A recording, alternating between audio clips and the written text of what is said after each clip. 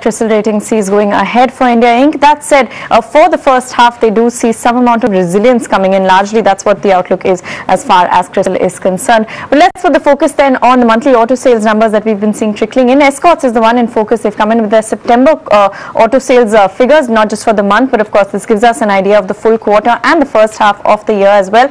All of the numbers have come in above street estimates. So we're joined by Bharat Madan, CFO at Escorts, to help us break down these numbers. Bharat, thanks very much for joining us on the show. Are you happy with these numbers? They've definitely beaten the expectations that we had, at least.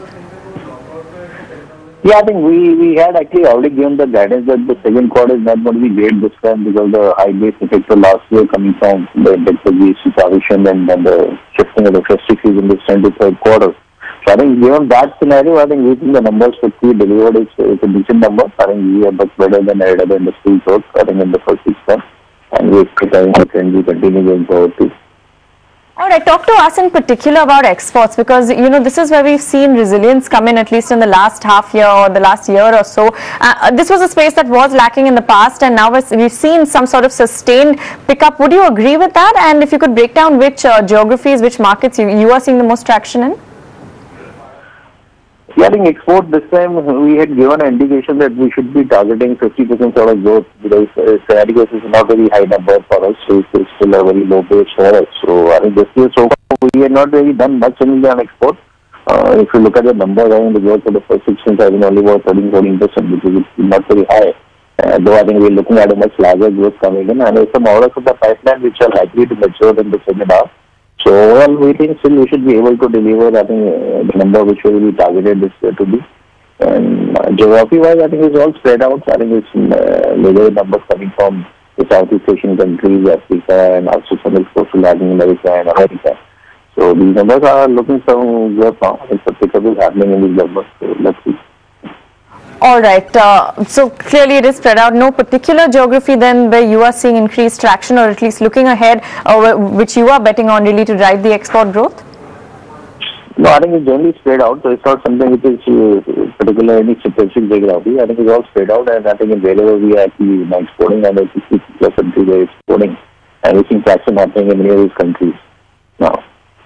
All right, talk to us about domestic then. Just start with the agri-machinery business. What have been the trends so far? Of course, if we look at your domestic growth for the first half of the year, it's a 20% jump from the same period last year.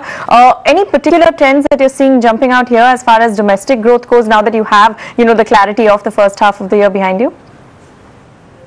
Yes, I think we already upped the guidance in the first half itself. I think the initial when we started the year was prediction of the industry growth will be somewhere 8-9%, so it will be high single digits, but then we upped the guidance to 12-15% growth. So if you look at the trend also, the first quarter has given very good growth track. I think it is almost 24% growth, I think, in the industry, and our volume growth was also very, very 39%. The second quarter was more flattish, I think 3-4% growth. I think we see the similar trend happening now in the second half too. The third quarter, you can see very strong growth happening maybe in the range of 30-35%. And again, we will take to fourth quarter, which will be slightly very high growth. But overall, the industry will deliver 12-15% growth. And from a cost perspective, we are likely to do better than industry, and we are expecting 20% on growth this year. All right, so be able to sustain the 20% growth going ahead. Then any particular comments that you can, that you have on the construction equipment business, because this was, an area in focus with the kind of push the government is giving to the infra space. How have things panned out? If you can talk to us about the last few months, and of course, going ahead, do you expect this to continue to contribute to your margins? Well, construction, I think, has been a positive surprise. The growth has been phenomenal there. I think early we've seen in the overall first half, the growth has been in the range of almost 40% plus for us. So it's a very strong number, and we expect on a full year basis, the construction equipment segment can give 30% plus growth for us. So the momentum continues there. I think the low spending which is happening from the government side, I think on the infrastructure side, especially driven by the road segment, has been very strong, and we expect the trend should continue going forward too. All right, so construction equipment, definitely we can expect that to continue. Well, just a word then on the railway side of things. How has the last, how has the first half really panned out for that, and any expectations or anything that you can indicate as far as the action we should expect in the railway segment, because this is a little more slow moving than your other segments for the second half? So railway also, I think, is in line with whatever guidance was. They are also growing 20% plus growth rate. So that trend is continuing. We see very strong H1 this time and with a very strong margin growth. And we expect the same numbers will continue for the second half too. Overall, we'll sitting on an order book of 100 crores plus end of September. So numbers look strong, I think, because all three segments in which we are operating, whether it is agri side or this year.